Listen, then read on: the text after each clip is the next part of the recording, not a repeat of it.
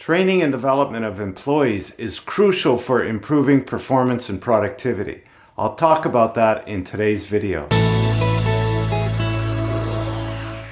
Hello, I'm Stephen Goldberg of Optimus Performance, and we work with business owners and leaders to develop highly self-motivated and productive employees and salespeople. Please subscribe to our channel to get news of new videos as they come out.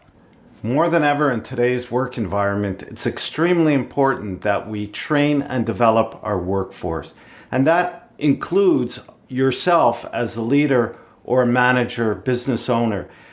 We all have unlimited potential. So that's a great opportunity. If we don't use it, it just gets wasted. So let's tap into it. Now, as leaders, business owners, we need to take a proactive approach to training and developing our employees, not reactive. Reactive means that we train when there's an emergency or we're forced to. For example, if we put in a new system or if we want somebody to learn a new software or if they're a new employee. So thinking it through, making a plan, a good place to start are based on your annual goals and objectives for your organization and for your department. And starting from that point, you have a good plan and vision, and you could see, well, if this is going to happen, what does the workforce need to do? What do they need to learn? What do they need to adapt to? So you start asking a lot of questions and formulating a training plan that is proactive. When looking at skills to develop, also we want to look at both hard and soft skills. Now, hard skills are those that are required to perform a task. For example, operating a software or operating a machine, things of that nature, very specific to the job tasks. Where, of course, soft skills are important as well, but they vary in different jobs. But these are skills that employees are required to manage themselves and how they communicate with others as well, how they behave, how they interact. And these are becoming more and more crucial, especially as we develop or want to develop more teamwork in organizations.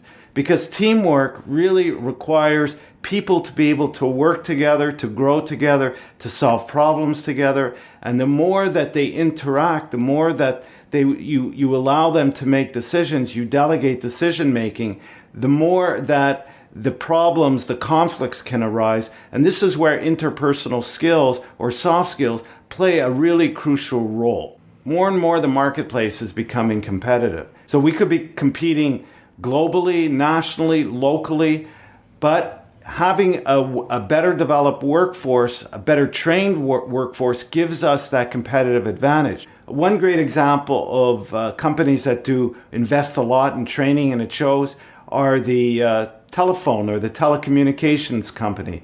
I know that when I have an issue with an account and I need to call the accounting department, and you wouldn't think that they're in sales, and they're really not, but they've been trained to sell. They've been trained to offer added services to whenever there's a contact with a client. So even though you're calling with a problem perhaps, or you need clarification, they're going to try and upsell you or add-on sell you. And this is a result of them being trained to do this type of activity and probably rewarded for it too.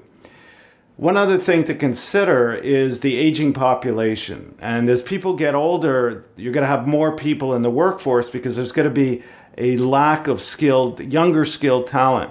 So it's important that we are able to retain the older workforce and that we're able to also keep them flexible because things keep changing and they need to keep learning as well. And so training and development is a way to keep people flexible, creative, engaged, interested in their work, and also less resistant to change. It's kind of like water. You know, if you leave a pool of water and you don't refresh it with new water, it becomes stagnant, it starts getting polluted, it starts to smell.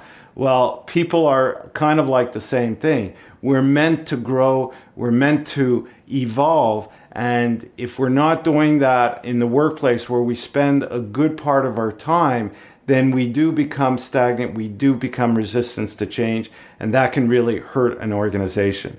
So I encourage you to take a proactive approach to training. I'll have more on that in future videos on maybe steps to do that. I look forward to that. Thank you for listening. Please comment, subscribe to our channel, and see you again soon.